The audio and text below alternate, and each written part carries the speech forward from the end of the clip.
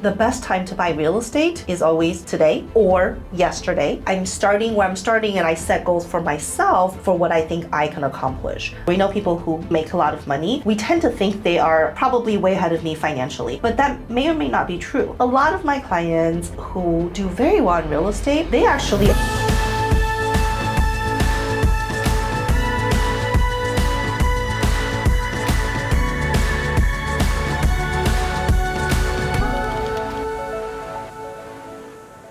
Do you ever feel like you're just behind everyone else financially? Well, you're not alone. Regardless of how much money you make or what stage you're in, I think we all compare in real life to other people. Oftentimes, when we meet people, we know they make a lot of money. We tend to think they are definitely financially ahead of us. It could be a doctor making $1 million and they lose $500,000 of that to taxes, and they're not really able to leverage their time because the only way they can make money is by doing brain surgery. Versus you, as a real estate investor, you might not make $1 million, but if you even made $500,000, you don't have to pay taxes on that. You also have your real estate that's growing for you. Your equity is appreciating. You're using debt. So just because somebody makes a lot of income doesn't always mean they're ahead of you financially. I love social media. It's so entertaining to scroll through and watch, but we really have to take everything with a grain of salt. And I say this as a CPA. I have clients who are on social media who share a lot about what they're doing, but we really have to look at everything in totality because they're going to only tell you the good stuff. I brought in $100,000 of income from my Airbnb. Well, that sounds really amazing, and that makes you feel like, oh man, I'm so behind. But what are they not telling you? From that $100,000 of rental income, what is all the debts that they have to pay off? What are all of the other carrying costs that they have to deal with? And what is really the true net profit? The fact that they have other partners involved in their deals. So sure, someone could be bringing in a lot of income, but maybe after having to pay off partners, they're making similar amount as what you're making with just one short-term rental property. People will tell me, oh, I have a portfolio of real estate. I was talking to a client a couple months ago, and in talking about real estate, they told me they had this portfolio, but when I looked at their tax return, I didn't actually see any rentals listed. So I was very confused, like, oh, maybe they just bought the portfolio, or maybe they just sold it. Like, why didn't I see it on the tax return? Well, it turns out that portfolio was actually not a portfolio, and actually none of those were rental properties. It was properties that were their old homes they moved out of. One of their sons was staying in one of their daughter was staying in the other one, and mom was staying in the third one. And so when you hear people talk about a portfolio of real estate, it doesn't always mean it's cash flowing, it's appreciating, it's $1 million each. It could just be a second home or a property that they bought for their kids. So when we play the comparison game, we have to really take a step back and just tell ourselves we don't know the full picture.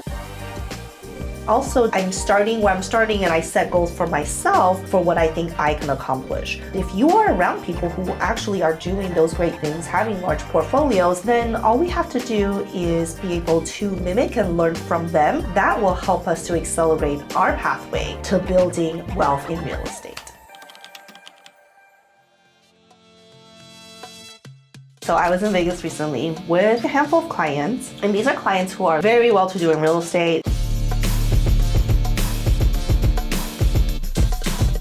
We were walking through the shopping center at Bellagio, and one of the girls asked me, hey, Amanda, at what point in my life am I gonna be able to buy one of these fancy purses or fancy clothes? And it was shocking to me that she had that question because I know how much money she makes in real estate, I know what her net worth is, and she could certainly afford those things.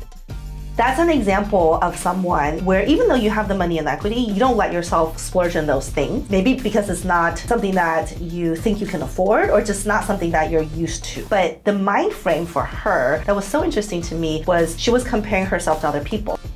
Because when we see people with nice watches, nice clothes, we still feel financially probably a little bit behind.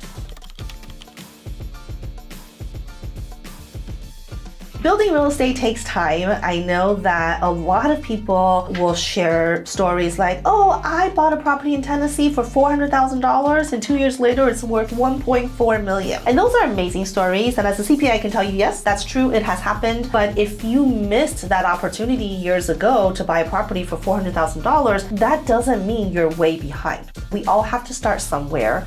The best time to buy real estate is always today or yesterday. But just because we missed the opportunity back when real estate was much lower doesn't mean we're behind at all. You have to just take the first step, and what you buy this year, if you're doing all the right things, it should cash flow and appreciate. So in a couple years from now, you'll be in that same situation and you'll be better off financially. And there's a lot of millennials who especially, feel like they're behind because they hear these stories about, oh yeah, in the 90s, I bought this property for $70,000. But I actually had someone joke with me on social media that said, hey, this is my regret that I wasn't buying properties before I was born. So it's never too late. Years from now, when the Gen Alphas are gonna be 20 years old, they're gonna be like, man, when the millennials bought all that real estate, things were so cheap at only $1 million.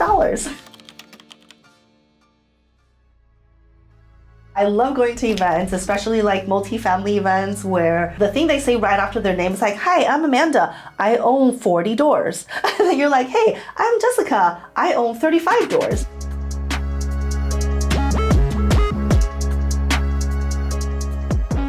And I think conversations like that really makes a lot of people feel financially behind. 40 doors, that's like a huge apartment or 10 smaller apartments. And this is such a trap. We all have to start somewhere. And those people that are telling you they own 400 doors or 40 doors, what we don't know is whether they're 100% owner of all those doors, or if maybe they just own the small percentage. So when you hear all those numbers, don't fall into that. It's oftentimes just a bunch of smoke and mirrors.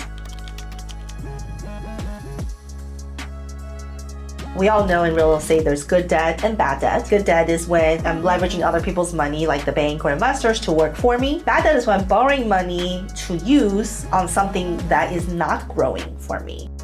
I see on social media a lot of these influencers with the nice cars and the nice watches and the good vacations. And I'm always wondering, wow, are they paying that with cash or are they going to debt for those things? A lot of my clients who do very well in real estate, they actually are not flashy at all. In fact, they don't want you to know how much money they have. And a lot of times the people who are trying to show you what they have may not actually own those things. I understand there are people who are really wealthy who just love to have nice things, but for real estate investors specifically, a lot of them are frugal. One thing to always look at is, I have $100,000. Do I want to go out and spend it on some nice cars and purses and rings, or is it going to be a down payment for a $400,000 rental property that could grow and appreciate for me? So the next time that you're feeling like you might be behind other people financially, remember this: real wealth is not flashy. So stop comparing your reality to the illusions that you see in other people and on social media. It's not the car that you drive or the vacation that you take, it's the quiet growth in your investments, the seemingly boring things that you're doing day to day to grow that wealth. It's the ability for you to start building financial freedom. And if you need help getting started, hit the subscribe button or leave a comment below.